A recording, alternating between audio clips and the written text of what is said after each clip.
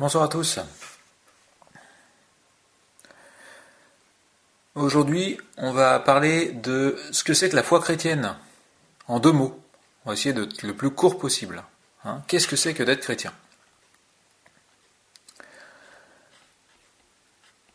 On va parler en fait en première partie de qui est Dieu, en deuxième partie du Dieu Père, en troisième du Dieu Fils, en quatrième partie du Saint-Esprit, et en cinquième partie de l'Église. Alors, la foi chrétienne. Si je dois définir la foi chrétienne, il y a une chose essentielle à retenir, c'est que c'est une personne, Jésus, qui en mourant sur la croix a donné sa vie pour moi. D'accord ? Jésus, qui est Dieu, qui se rend proche de moi, à chaque fois que je l'invoque, puisqu'il est mort sur la croix, il est descendu du ciel, et il s'est incarné dans un homme qui est mort pour nous. Et à chaque fois que je l'invoque, Jésus, je ne suis pas seul, je ne suis jamais seul, avec un peu d'entraînement, je peux apprendre à ressentir la présence de Jésus en moi, et il me dit qu'il m'aime. Alors, on dit parfois que la foi chrétienne, c'est une doctrine, ou alors c'est quelque chose qu'on croit parce que cela nous fait du bien. Et c'est vrai que tous n'ont pas encore fait l'expérience que Dieu est un Dieu vivant, qui se révèle et qui nous comble de son amour. La preuve de cela, c'est par exemple le fait que, à travers les siècles, il y a de nombreuses personnes qui ont préféré donner leur vie plutôt que de renier leur foi.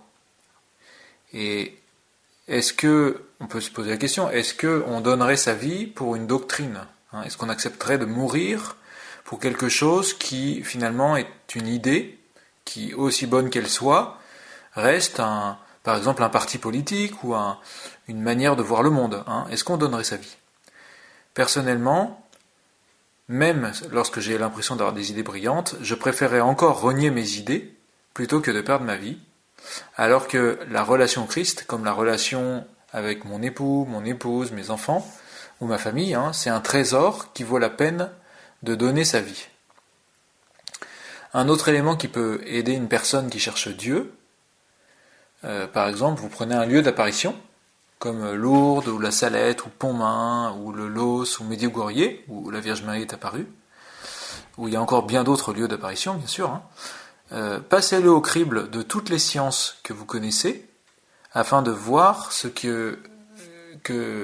que ce qu'on y raconte est vrai ou pas. Eh bien, peu mènent cette démarche, parce que la plupart du temps, ils vont s'arrêter en disant « Mais non, c'est impossible de toute façon ». Alors, la rigueur scientifique, normalement, n'écarte pas les éléments qu'on ne sait pas expliquer. Et on va pas garder uniquement les éléments qui vont dans le sens de nos idées et de la thèse qu'on défend. Donc, si je peux faire confiance à ceux qui me disent qui ont rencontré le Seigneur, et qui pour certains peut-être vont être des gens qui m'entourent, mais ça peut être même des gens qui sont cloîtrés, ou des gens, n'importe lesquels, mais en qui j'ai confiance, et qui semblent vraiment heureux, eh bien c'est peut-être comme ça que je vais pouvoir rencontrer le Seigneur. Alors moi je vous donne mon témoignage, mais mon témoignage c'est aussi la foi de l'Église, que je vais redire, parce que j'y crois fermement, parce que ça me rend profondément heureux. Alors c'est cette question-là, c'est qui est Dieu ? Alors qui est Dieu ? Premièrement, Dieu est à la fois Père, un Père plein d'amour, un Fils qui nous aime, et l'Esprit Saint qui nous vivifie, mais il est un seul Dieu. Nous ne croyons pas qu'il y a 3 dieux, il y a bien un seul Dieu. Alors cela semble difficile au premier abord, bien sûr que nous chrétiens, lorsqu'on proclame la Trinité, c'est le mot technique pour dire que le Dieu est Père, Fils et Esprit Saint, que les chrétiens disent que les 3 ne forment qu'un Dieu. Alors pour ça, moi je pense à une comparaison. Nous avons un corps, une âme et un esprit, selon la manière grecque de décrire l'être humain qui est utilisée dans la Bible. Et chacun de nos cheveux nous appartient, ainsi que chacune des cellules qui nous constituent, mais aussi chacune de nos émotions, chaque sentiment, chaque mouvement de notre volonté. Et pourtant, tous ces constituants sont des parties de nous-mêmes, nous ne sommes qu'une seule et même personne. Eh bien, c'est un peu pareil, Dieu est ainsi, il est à la fois Père, Fils et Esprit Saint, tout en étant un seul Dieu. Donc, en résumé sur qui est Dieu, bien que le mot Trinité soit une invention humaine, un peu plus tardive que la Bible, la réalité que ce mot désigne, c'est une révélation que le Seigneur me fait sur lui-même, afin que je puisse approfondir ma relation avec le tout autre. D'accord ? D'ailleurs, on dit il y a un seul Dieu en trois personnes, mais c'est pas le mot personne comme en français. En français, une personne, c'est un être distinct. Là, ce sont plutôt un peu comme trois faces de Dieu. D'accord ? On parle d'hypostase. Deuxièmement, Dieu est Père. Dieu est tout d'abord un Père plein de tendresse qui donne la vie à toute créature et qui va se révéler à moi à travers la création, par exemple, qui est grande, harmonieuse comme la beauté de chaque être vivant.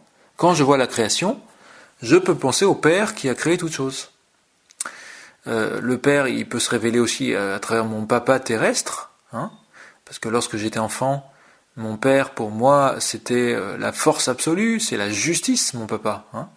Donc plus mon papa était comme cela avec moi, plus je suis susceptible naturellement de percevoir le Seigneur également comme un Père, qui est à la fois juste, mais aussi débordant d'amour.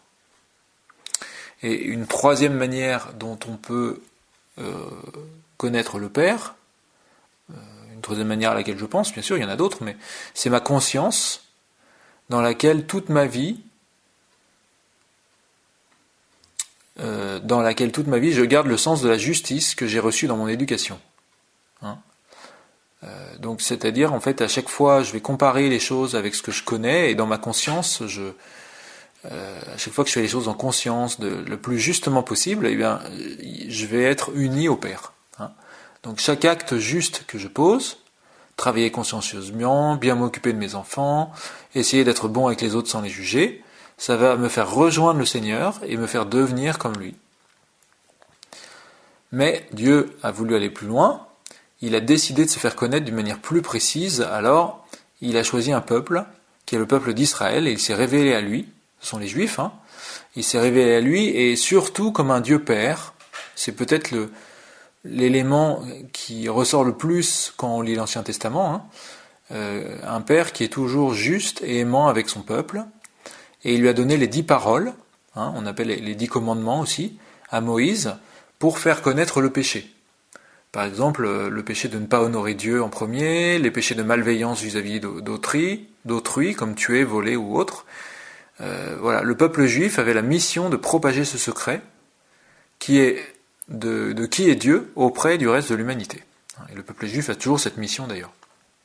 Donc en résumé sur le Dieu Père, je vais m'unir à Dieu le Père à chaque fois que je rends grâce pour la création, à chaque fois que je fais des choses justes, à chaque fois que j'honore mon Père terrestre, ou que je fais des efforts pour me réconcilier avec lui, et quand j'ose appeler Dieu Papa, comme un petit enfant qui court se jeter dans les bras de son Père. Puisque Dieu n'est pas d'abord celui qui punit, il est d'abord celui qui pardonne. Troisièmement, Dieu est Fils.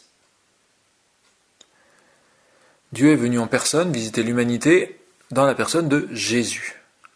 Dieu est donc devenu un petit enfant, afin de montrer que toute la puissance divine n'est rien devant la capacité divine à se faire petit et miséricordieux. Le livre de l'Apocalypse donne l'image de l'agneau de Dieu devant qui toute la création s'incline. L'agneau de Dieu, c'est une image de qui est Dieu, de la petitesse de Dieu qui va se donner comme un agneau qui est sacrifié. Et un des grands mystères de la foi chrétienne, c'est justement cela, que Dieu est venu dans un homme, Jésus, tout en restant Dieu. Il a passé 30 années de sa vie à grandir comme un homme, qui prépare patiemment sa vie d'adulte, et ensuite il a passé 3 années à sillonner les routes pour proclamer le règne de Dieu. Alors quand on lit la vie de Jésus, dans les évangiles, Jésus parlait de ce qui est écrit dans l'Ancien Testament, mais en révélant le sens qui parfois avait été trop oublié par ses contemporains. Parce que parfois on lisait les choses de manière un peu poussiéreuse, un peu spéculative, mais Jésus, lui, il est revenu au sens premier, vraiment au sens le plus pur de toutes les belles choses qu'on trouve dans l'Ancien Testament. Et il a proclamé que de nombreux textes parlaient de lui, et il était venu les accomplir. Par exemple, dans l'Ancien Testament, on parle du berger, on parle de la vigne, on parle du pain. Eh bien, il a dit « Je suis le bon berger, je suis le pain descendu du ciel, je suis la vraie vigne ». En fait, en disant « Je suis », il reprend le nom de Dieu de l'Ancien Testament, qui dit « Je suis », et il rajoute certains éléments qui, en fait, ne correspondent qu'à Dieu, quoi. Il est Dieu. Cette parole, c'est aujourd'hui qu'elle s'accomplit, nous dit-il, et cela va loin, parce que du coup, quand on médite un passage de l'Ancien Testament, au choix, et bien on peut toujours le lire en pensant à Jésus, puisqu'il y a toujours un rapport étroit avec Jésus, et ça nous fait plonger dans le mystère de Dieu. Jésus nous montre l'exemple, puisqu'il vit d'une manière sainte. Nous recevons l'Esprit de Dieu pour faire des miracles comme lui. Il faut regarder comment il a vécu. Et il a exercé les apôtres qu'il a choisis afin d'annoncer la venue du Seigneur dans l'humanité. Puisque lui, Jésus, il est venu, il a proclamé un règne de paix où la maladie et la mort n'auraient plus le dernier mot. Il a montré aussi, Jésus, que s'adresser à Dieu était simple, puisque on est les enfants de Dieu, on peut l'appeler Père, et il a enseigné cette belle prière du Notre Père, qui est comme un condensé, qui est la manière la plus sainte avec laquelle nous pouvons lui parler. Quand on prie le Notre Père, quand on le dit, quand on le lit, le Notre Père est une prière vraiment parfaite, puisqu'il y a Jésus qui prie avec nous, qui prie pour rendre parfaite, doublement parfaite notre prière que nous disons avec foi. Et Jésus a laissé l'humanité le maltraiter au point de le faire mourir sur une croix. C'est une vérité historique. On a beaucoup d'historiens de l'époque, non chrétiens, qui en témoignent. En plus des 4 évangélistes et de tous ceux qui ont rédigé les lettres et les différents écrits du Nouveau Testament. Et ses souffrances et sa mort, qui étaient profondément injustes, puisqu'il était innocent par excellence, ont conféré à son humanité une puissance extraordinaire reçue de Dieu, comme il est dit dans Philippiens 2, un peu comme si je subis une grave injustice, et je vais aller chez le juge, et je vais gagner le procès, et on va me rémunérer des dommages et intérêts. Eh bien, de la même manière, on peut dire, Jésus a reçu l'injustice par excellence, puisqu'il est Dieu fait homme, et il a été comblé en conséquence par le Père de la première place devant tous les anges et tous les saints, mais aussi d'un nom qui surpasse tout nom. En fait, il avait déjà une place au ciel équivalente au Père en termes de puissance, de gloire, etc. Parce qu'il est Dieu, il est comme la manifestation de Dieu, toute miséricorde, on va dire ça comme ça, de la parole de Dieu. Il est la manifestation de la parole de Dieu, il est la parole, mais il a acquis un pouvoir spécial de pouvoir sauver les gens qui croient en lui, puisqu'il y a un lien privilégié maintenant qu'il est venu, maintenant qu'il s'est manifesté sous la forme de Jésus, pour être sauvé, simplement en disant « Jésus, je crois ». Jésus me permet de m'unir à Dieu de multiples manières. On peut citer 5 manières dont Jésus me permet de m'unir à Dieu. Une première manière, c'est par contact. Chaque événement de la vie de Jésus, de sa vie d'homme, va créer un point de contact avec ma vie. Par exemple, à chaque fois que j'inspire et que j'expire de l'air, je peux penser « Seigneur, tu es venu à moi en Jésus, je vais m'unir à toutes tes respirations d'homme ». Et ce point de contact me sanctifie tout entier, c'est-à-dire qu'il me rend saint, ça me fait entrer dans la personne de Jésus en moi, et dans mes poumons, et dans tout mon être, et ça va me transformer peu à peu en Dieu. Ou encore, si je dis « Seigneur, toi qui as traversé des périodes de tristesse, en la personne de Jésus, viens unir ces moments à un tel qui en ce moment est triste. » Je pense à ma voisine qui est triste, eh bien, je peux croire qu'à ce moment-là, Jésus va agir sur ma voisine. Et même si, par exemple, Jésus n'a jamais été sur une mobilette ou sur un tracteur, je peux m'unir à Jésus qui a utilisé des inventions humaines afin de travailler, de se déplacer. Voilà, donc Jésus, en fait, durant sa vie mortelle, il n'a eu de cesse d'offrir chaque instant pour tous ceux et celles qui se laisseraient attirer par lui grâce à notre humanité commune, en fait. Chaque instant, il l'a offert. Il a pensé à toute l'humanité qui viendrait s'unir à lui et pour pouvoir créer un pont, en fait, un pont qui sauve. Hein, c'est sans doute la raison pour laquelle il déclare « Ce que vous avez fait à chacun de ces petits qui sont mes frères, c'est à moi que vous l'avez fait ». Hein, durant sa vie, il n'a fait que penser à chaque moment de la vie de chacun des êtres humains que nous sommes. C'est vraiment merveilleux. Voilà, donc ça c'est le contact, c'est une des manières dont on peut s'unir à Jésus. Moi j'en cite 5, hein, on pourrait en trouver d'autres, mais voilà. La deuxième manière, c'est par son nom. Le nom de Jésus signifie Dieu sauve, et quand je vais proclamer le nom de Jésus, sur moi ou sur quelqu'un d'autre, il va se produire une venue en puissance du Seigneur sur la personne sur qui ce nom est invoqué, parce que c'est un nom devant qui tout genou fléchit, tout ange et toute créature. Voilà, je proclame le nom de Jésus sur moi. C'est comme si je disais Dieu est en train de me visiter. Hein. Ça le touche, le Seigneur, parce que Jésus, c'est vraiment la manifestation de Dieu qui vient à notre secours, au secours de nos faiblesses. Troisième manière de m'unir à Jésus, par son exemple. Jésus a dit « Qui me voit, voit le Père » en Jean 14, 9. Qui me voit, voit le Père. Alors, du coup, chaque fois que je vais méditer sur un passage biblique qui explique la vie de Jésus, cela me fait comprendre qui est Dieu. Donc, par exemple, Jésus demande à boire à la Samaritaine. Il dit « J'ai soif ». Et cela va nous montrer que Dieu, bien qu'étant infini et suffisant, ne cesse jamais d'avoir soif de notre amour, qu'il ne peut nous obliger à lui donner. Donc tous les épisodes de la vie de Jésus vont nous enseigner sur quelque chose qu'il y a en Dieu. Quand Jésus est sur la croix, eh bien en fait on peut penser à Dieu pour qui c'est une souffrance de voir les hommes se perdre. Quand Jésus s'émerveille devant un enfant, on peut penser au fait qu'à chaque fois que nous nous présentons devant lui comme des enfants, en disant je ne suis pas un être suffisant, je suis plutôt quelqu'un qui te doit tout, Seigneur, je suis tellement petit devant toi, eh bien il s'émerveille. Voilà. Quatrième manière dont je peux m'unir à Jésus, c'est par ses attributs.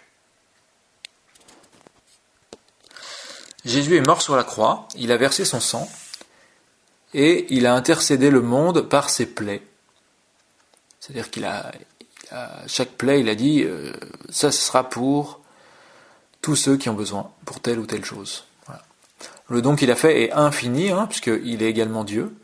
Donc si je demande à Dieu quelque chose, par exemple de me protéger dans une situation délicate, je peux le faire par la croix de Jésus, par son sang, par ses plaies, qui ont acquis une valeur inestimable. Par exemple, je place la croix de Jésus entre moi et la tristesse, si je suis tenté par la tristesse. Puisque vous savez, c'est le monde spirituel, donc c'est des esprits qui vont nous tenter d'être tristes. Et la croix va être comme un barrage.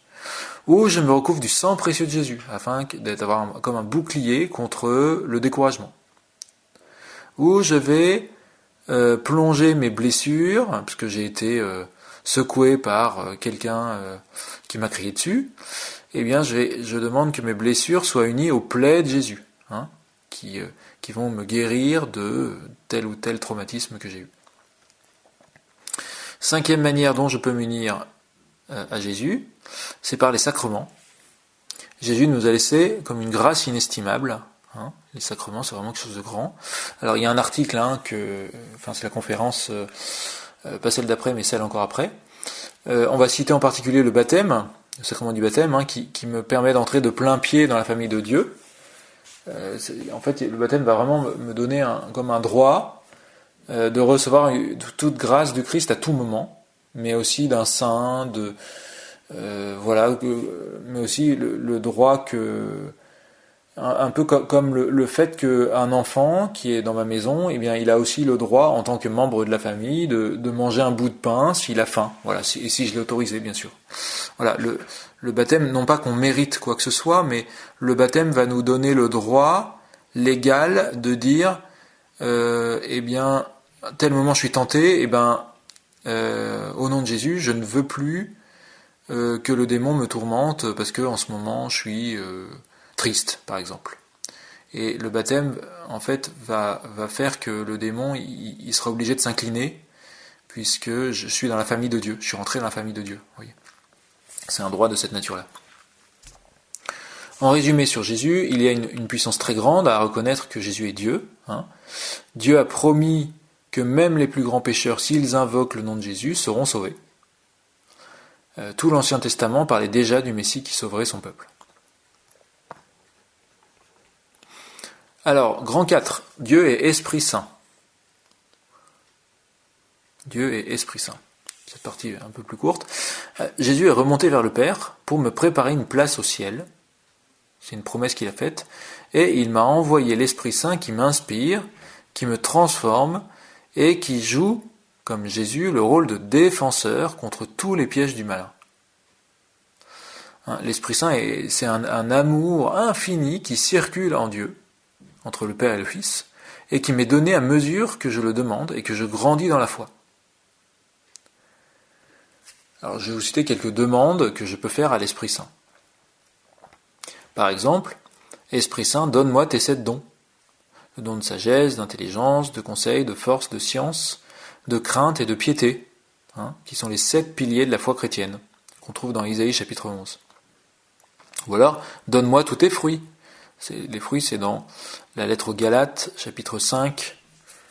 Les fruits, c'est l'amour, la joie, la paix, la patience, la bonté, la bienveillance, la foi, la douceur, la maîtrise de soi. Vous pourrez trouver d'ailleurs sur le site Les Deux Témoins, il y a une prière pour demander les 7 dons et les fruits de l'Esprit Saint. Fais-moi naître à nouveau pour obtenir un cœur d'enfant, parfaitement adapté à toi, Seigneur. Ou viens déposer tes directives au fond de moi pour que je te connaisse, toi le vrai Dieu, et que je sois assuré de chacune des directions à prendre. Donc l'Esprit Saint, en fait, en résumé, Dieu a envoyé son Esprit Saint pour que je reste uni à lui à tout moment, tout en étant libre et confiant à chacune des décisions que je prends, comme un adulte dans la foi. Parce que j'aurais peut-être envie que Dieu me dise voilà ce qu'il faut faire. Eh bien, en fait, Dieu me dit il faut que tu prennes des petits temps de prière pour te recentrer sur moi, pour avoir le regard fixé sur Jésus finalement, et l'Esprit Saint va venir en toi pour t'inspirer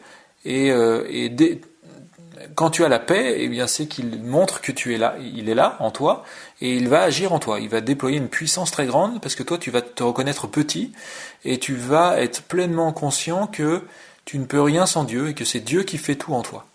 Voilà, l'Esprit Saint, c'est ça, c'est Dieu qui agit en nous, quand on est tout petit et qu'on se laisse faire. Et qu'on est en même temps assuré et en paix.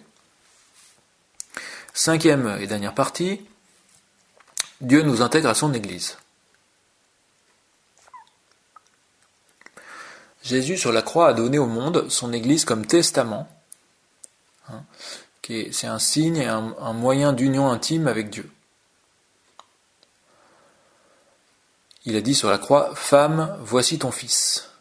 Comme s'il disait, « Femme, toi, la femme qui représente l'Église, voici ceux qui, comme l'apôtre Jean, me suivront à travers les âges. » Et il a dit aussi, « Fils, voici ta mère », comme il dirait, en fait, si on développe un peu, « Fils, toi, le croyant, donc moi, par exemple, voici ta mère, l'Église, ta communauté, qui va te nourrir et dont tu devras prendre soin. »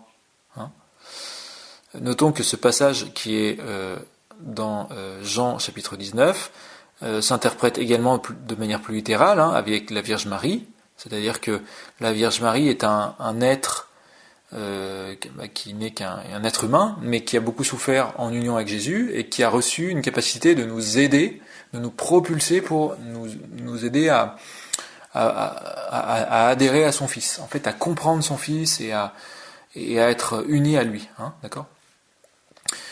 Je ferme la parenthèse. En tout cas, l'Église, à la mort de Jésus, est sortie du sein de Jésus comme l'eau et le sang. L'Église est le règne de Dieu sur terre que Dieu a commencé à bâtir avec le peuple d'Israël. C'est ça l'Église. C'est-à-dire que le peuple d'Israël, c'était comme le début de l'Église, c'était pas encore tout à fait l'Église, mais c'était les prémices de l'Église, où c'était un peuple qui était le signe de ce que va être l'Église plus tard. Et le Christ a accompli cela dans l'alliance nouvelle qu'il a conclue avec l'humanité lors de sa passion, et dont les baptisés à sa suite poursuivent la construction. C'est-à-dire que aujourd'hui, l'Église, ça va être le peuple des chrétiens, mais en fait, le peuple de Dieu, ça va être les Juifs plus les chrétiens, hein, d'accord ? Bon, mais en fait, les Juifs, ils auraient dû reconnaître Jésus comme Dieu, mais peu à peu, un certain nombre le font d'ailleurs et deviennent chrétiens. Mais en tout cas, le mot Église, ça veut dire l'ensemble des chrétiens qui ont reconnu Jésus comme Dieu. En progressant dans la vie spirituelle, les chrétiens apprennent peu à peu à voir le monde de manière spirituelle, et notamment à voir le monde dans l'Église en construction, en filigrane. C'est-à-dire que, en fait, Jésus a bien dit qu'il y a deux royaumes, en fait, celui qu'on voit, et le royaume de Dieu, qui est un royaume avec d'autres bases. Et quelqu'un qui est grand dans l'amour, en fait, va construire des choses immenses qui ne seront pas forcément visibles au premier abord, alors qu'au ciel, tous les anges s'extasient de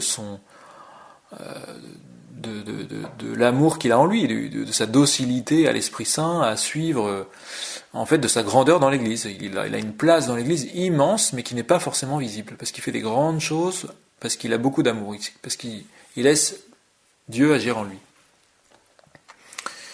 Et donc par rapport à l'Église, les évêques réunis en concile, c'est-à-dire qu'il y a des conciliabules d'évêques, si vous voulez, de temps en temps, tous les 2 ou 3 siècles, enfin ça dépend des périodes. Et donc c'est en 1964, le dernier concile, le concile Vatican II, et ils ont rédigé un texte sur l'Église intitulé Lumen Gentium, que vous pouvez lire. En résumé sur l'Église, le peuple de Dieu a pour vocation de faire connaître Dieu au monde, et de nos jours, ce peuple choisi par Dieu, c'est l'Église, hein, aux côtés des Juifs, bien sûr, qui est aussi le peuple de Dieu. Mais l'Église, disons, c'est le peuple de Dieu, la partie du peuple de Dieu qui a reconnu Jésus. On est intégré à l'Église par le baptême, et en fréquentant l'Église, on va avoir une accélération de toutes les grâces que Dieu veut nous donner, en fait. Un peu comme en adhérant à ce que prône la communauté scientifique, on va pouvoir accéder à la technologie, à utiliser l'électricité, etc. Vous voyez, ou habiter dans les villes, où on va, même si on ne comprend pas tout, on va avoir une longueur d'avance immense. Eh bien, l'Église, c'est un peu pareil. Ça va nous donner une longueur d'avance pour approfondir, enrichir notre relation à Dieu. En conclusion, dire « je suis chrétien », c'est reconnaître que j'ai Dieu en moi, grâce à Jésus, qui a donné sa vie pour moi, mais aussi grâce à l'Esprit Saint qui me donne son amour, grâce au Père qui me donne tous ses attributs de Père débordant d'amour. La prière du Credo, c'est le symbole des apôtres, ou le symbole de Nicée-Constantinople, c'est un certain nombre de phrases qui résument ce que dit la foi chrétienne, et le fait de le lire, de le prier, ça permet de s'approprier la foi chrétienne et de demander que le Seigneur augmente notre foi. Dans le credo, on va dire « je crois en Dieu, le Père Tout-Puissant », on va parler du Père, on va parler de Jésus, de ce qu'a fait Jésus, on va parler de l'Esprit Saint et on va parler de l'Église.